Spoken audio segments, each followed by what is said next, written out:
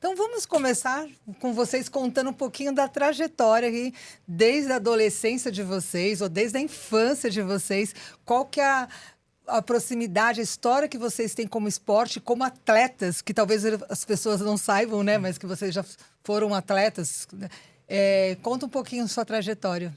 O esporte está inserido na minha vida desde criança, né? Eu era uma criança muito ativa, aí minha mãe começou com aquele lance de precisa gastar energia e etc. Então eu fiz todas as modalidades possíveis e impossíveis, judô, natação, todos os esportes de quadra. O esporte sempre foi uma tendência na minha vida, né?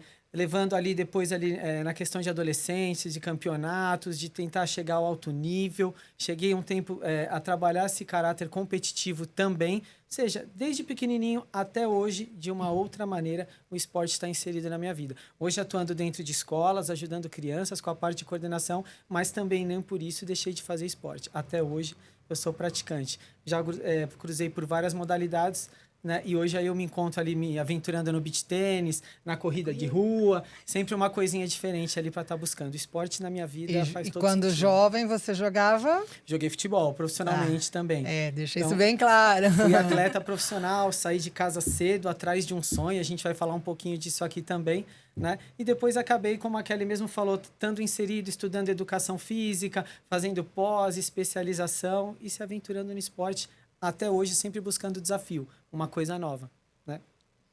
Eu comecei de uma forma engraçada. Quando eu era pequenininha, eu caí na piscina e eu não sabia nadar. E aí eu quase morri afogada. Então a minha mãe decidiu que eu precisava nadar, aprender a nadar. E ela me colocou na natação, foram 20 anos nadando, e ela percebeu que eu era muito competitiva. Então ela quis me colocar em algo que fosse de esporte coletivo, para não ficar acelerando tanto esse meu lado competitivo demais. Então, eu usava a natação para acalmar, porque eu era muito agitada. E fui fazendo outros esportes que ela achava bacana, como a GR. Eu fui atleta de GR também, porque ela... Ginástica rítmica. Ginástica rítmica, da minha época. Ela sabia que, por psicomotricidade mesmo, existem habilidades, capacidades que você desenvolve 100%, quando você tem um tempo ali crítico para isso. Então, ela me colocou no GR até desenvolver essas capacidades, só que eu era muito alta. E aí, a minha melhor amiga resolveu fazer um teste de vôlei, e eu já não estava muito contente por ser muito alta, não me sentia muito naquele ambiente, não estava me sentindo... Fora do ninho. Eu me sentia meio fora do ninho. E aí, fui fazer o teste, a minha amiga não passou e eu passei.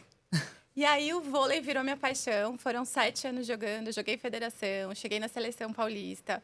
Era o meu sonho mesmo virar jogadora, mas chegou um momento que eu vi que não dava, que eu tinha que fazer uma escolha e também já estava bem claro, assim, desde o começo, que eu queria trabalhar com educação física.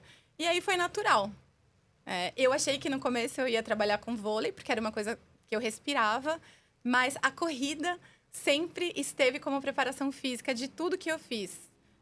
E aí, acabei entrando nesse mundo da corrida, que eu tô até hoje, que é, como eu comento nas redes sociais, é o que eu mostro, assim, do esporte atualmente nas minhas redes. É muito sobre corrida. E na escola, eu continuo trabalhando com dança, que também sempre foi a minha paixão.